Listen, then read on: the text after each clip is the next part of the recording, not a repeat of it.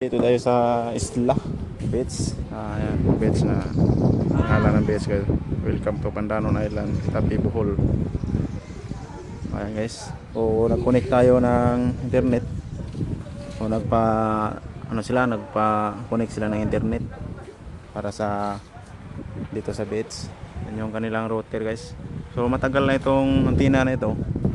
Paano lang natin binuhay lang natin ulit. Yan. Yan yung antenna, Gento, Lightbeam Gento. Saka fishing doon sa yung mga bahay dyan. Dyan yung ano nila, barangay nila. Dyan yung internet. Yan natin kinukuha. Ayan. So ito yung beach na ito guys. So malaking beach po ito. Yan. Yan, malaking beach po ito dito sa isla. Maganda po ito. Maraming mga ano dito guys. Maraming mga bisita, mga guests na mga Koreano. Iba-ibang mga guests dito. Ayan. Ayan, susubukan natin na connected na yung antenna. Hindi ko na lang pinapakita paano kinonect guys. Dahil marami naman tayong video na pinapakita. So ayan siya.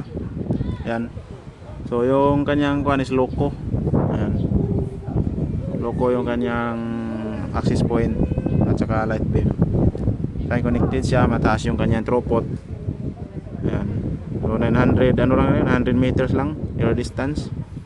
So 44 ang kanyang ano, at saka 40 yung kanyang signal strength.